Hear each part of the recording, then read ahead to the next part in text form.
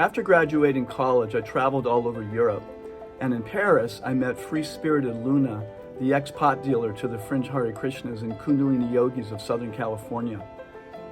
Luna and I became great friends, and we ended up traveling all over Europe together. And one day she said to me, "Hey, I'm going to India, do you want to go?" And without skipping a beat, I said yes, because I'd always wanted to go. But very quickly, the second guessing began. Everyone I had talked to had gotten really sick. Giardia, parasites, dysentery, God knows what.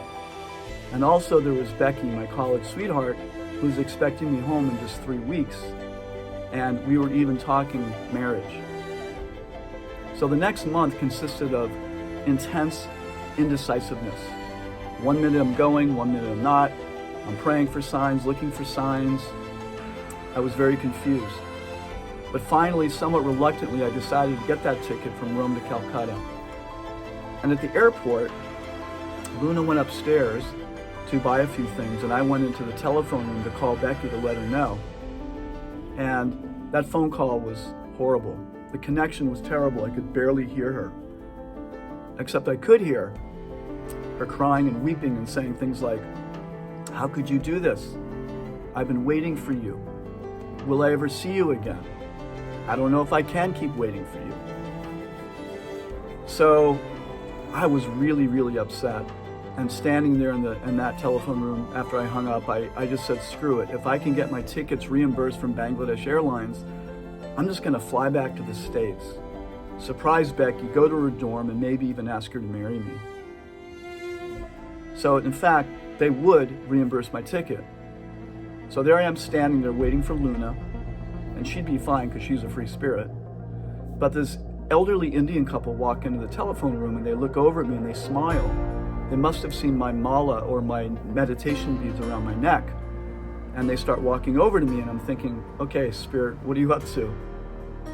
And they come over to me and the woman says to me very sweetly, "Hare Krishna, Hare Ram.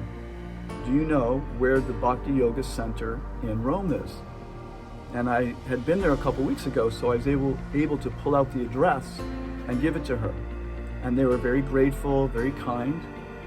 And then surprising myself, like a rushing stream, I just revealed my heart and I said, "I've always wanted to go to India, but I'm terrified.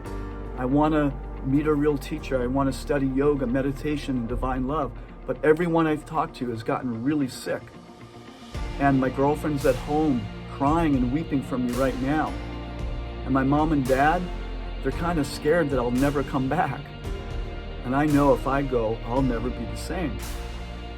And at that moment, the elderly Indian man gazed right into my eyes and he said very gently, "You will find peace in India." And at that moment, it was like an arrow into my heart. I felt peaceful and quiet and clear for the first time in over a month. All my fears and doubts and confusion just fell away. I knew I was going to India and that it was the right choice. So that was a pivotal moment for me. It was my quantum soul shift. India influenced every aspect of my life. Yes, I got sick, and it was intense at times.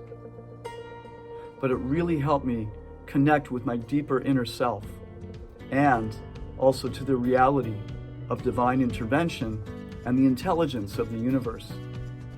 It also has impacted my present life, where I got into the holistic health profession. I have a really strong, wonderful yoga meditation practice, and I opened up a healing center with my amazing, beautiful healer, psychic wife, Catherine. So there's no mistakes in life. Every choice we make can lead us closer to our truth and our purpose. But sometimes life isn't always as clear as we think it should be.